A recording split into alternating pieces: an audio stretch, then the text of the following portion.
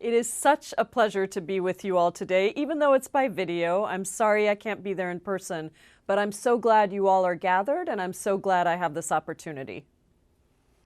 It is a thrill for me to be the lead sponsor of H.R. 1384, the Medicare for All Act in the House of Representatives. And I have to say, we introduced it about 11 months ago, and we have seen tremendous momentum. And it is because of the movement across the country that is continuing to push for Medicare for All. We have had 4 hearings in the House of Representatives. That's historic. We had not had 1 hearing on a single-payer bill in all this time in the House. Now we've had 4. We have over half of the Democratic caucus as co-sponsors on the bill. We have 119 co-sponsors. We have over 30 labor unions that have come together and said that they understand they're giving up wages by having to bargain for health care benefits at the table, and even those are costing their union workers more and more. We have a racial justice coalition and a fantastic Businesses for Medicare for All coalition that has been pushing. In addition, the movement across the country has been passing resolutions at city council level, at the county council level, and that momentum and that energy on the ground for everybody to have health care as a human right, not as a privilege for the wealthiest few, but as a human right, is really what is fueling our success to date.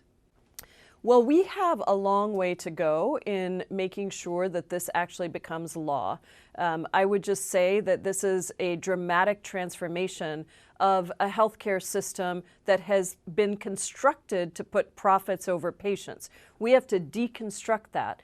And the way that we continue to get our co-sponsors in the House, ultimately get a Democratic Senate and a Democratic president that can sign this into law, is all about the work that happens at the grassroots level to educate people and to fight back against the hundreds of millions of dollars that for-profit insurance companies and pharmaceutical companies, who are the only ones benefiting from our current system, we have to take them on. And that, I think, is going to be a fight. But everything that we've ever gotten in this country, whether it was the right to vote for women, whether it was ending slavery, whether it was sending a man to the moon, has taken a movement to make that happen. One of the things that I find most disturbing is the way that some of our presidential candidates are picking up talking points of Republicans and of the private for-profit drug companies and insurance companies. And one of the things that gets said sometimes is that Medicare for All is going to take away choice. Well, I want to say a couple of things about that. First of all, there are 70 million people in the United States of America who are uninsured or underinsured. They literally have no choice at all. People are trying to decide if they're going to pay for their for their food on the table, for their groceries, for their mortgage, or if they're going to get the prescription drugs they need, or the cancer treatment they need, or the insulin that they need. They are making these horrendous choices, those are real choices, to not get the care they need because they do not have a healthcare option. But let's talk about the people who do have health insurance, perhaps are lucky enough to be covered by their employer. Well, they too have very little choice. They don't pick the plan that they are on. Their employer picks that. They don't pick the benefits that they get through that plan. The insurance company picks that. They don't get to pick which doctor or hospital they get to see, because there are all these in-network and out-of-network hospitals and doctors, and surprise billing from an out-of-network hospital or doctor is becoming a massive problem across the country. And let me tell you this, if you end up leaving that company because you're too sick to go to work, because you have to stay home to take care of a family member, maybe you want to go start a business, then you really have no choice because you have no health insurance. Medicare for All is about giving people real choices. The idea that if you want to start a small business, you don't have to worry about where your health care is going to come from. If you want to work for a different employer, you don't have to worry that perhaps they're not going to offer you the health care that you want. If you don't have health insurance because you're not employed, you don't have to worry because you will have your health care provided to you. Not just a few things here and there that leave you with enormous bills, $12,000 a year that the average average American family is paying in out-of-pocket costs, deductibles, and premiums, but actual health care that covers the things you need. Long-term care if you get sick, or if you have a disability, or as you get older. We need to make sure those folks are taken care of. We need to make sure we're providing reproductive care for people across this country. We need to make sure that we're providing dental and vision and hearing benefits for people as they age. Comprehensive care. When you get sick, hopefully before you get sick, and that will not only bring us a healthy population, but will dramatically reduce the cost of sickness in this country and a for-profit system that puts profits over patients. The key factors for a successful Medicare for All program are, number one, it has to cover everyone. Everyone in, nobody out. Number two, it's got to provide a comprehensive set of benefits. We want people to really feel taken care of in every way and to have their health care attended to in every way. Number three, it needs to address cost. It has to bring down the cost. Just imagine that in the United States of America, we spend, according to the most recent research, 5 times as much on administrative costs as other countries around the world that are similarly developed to the United States. Just imagine that in the United States of America, we spend $3.9 trillion on healthcare. That's about 18% of our GDP. And that number is set to increase so that we will spend $55 trillion over the next decade paying for healthcare. 30 to 34% of those costs are all administrative. And that's because our healthcare insurance is administered by these for-profit insurance companies, by hospitals, that we don't have any cost controls there. So Medicare for All has to take on the question of cost.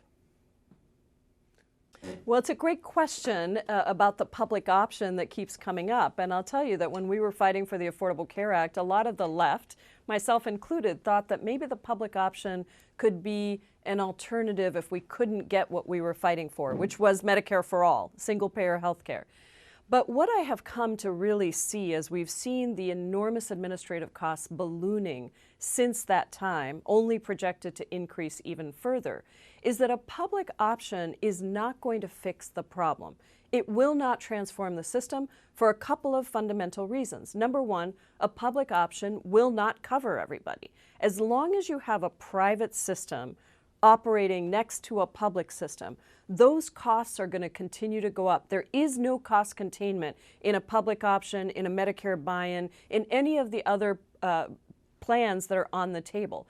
So don't be fooled into thinking that a public option is going to get us to the results we deserve of everyone having affordable health care. It doesn't control costs and it doesn't cover everyone. It also, by the way, none of the public option plans I've seen have actually expanded benefits. We should not have seniors having to pay additional money for another insurance plan that covers their dental or their hearing. We need a comprehensive set of benefits, and none of the other plans do that. Medicare Advantage for All is the same idea. It sticks with a system that was created and continues to operate for profits instead of patients. So again, you might be able to, with a Medicare Advantage plan, with a public option, with a Medicare buy-in, you might be able to slightly expand the pool of people that are covered, but you are not going to address overall cost. You're not going to address underinsurance. You're not going to change the fundamental way the healthcare system operates, which right now, there are so many Americans who never think about going to see the doctor because they know they can't afford it. So they wait until the very last minute. Our concept with Medicare for All is completely different. It's that you actually see healthcare as a right and not a privilege, and therefore your behavior fundamentally changes and the costs fundamentally change. So all of those things have to be a part of the solution, which is why Medicare for All is the only comprehensive plan to provide truly universal quality health care to everybody in America. I think the thing for me about working on Medicare for All, and it's been a passion of mine that we should be able to provide health care to everybody, we are the richest country in the world. We are a country that should be able to ensure that everyone has affordable, quality health care. And we are a country that should recognize the economic benefits of moving to a Medicare for All system that does not allow profit to drive whether or not somebody gets the treatment they need. This is one of the most resilient ideas I've ever worked on. I will tell you, with hundreds of millions of dollars in opposition coming at us, the reality is the recent polling shows that 70% of independents, 80% of Democrats, and even a decent percentage of Republicans, swing states, Democratic states, Republican states, believe this is the right thing to do, because we don't have to explain it.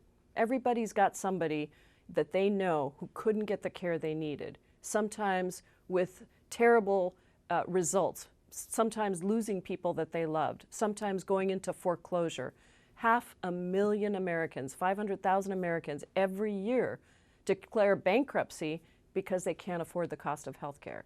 And so I would just say to those of you in the room who are providing care, who are working in these systems, who desperately believe that the United States of America can do this, you are right, and it's going to take your energy, your knowledge, and your commitment to ensure that we get Medicare for all in the United States of America.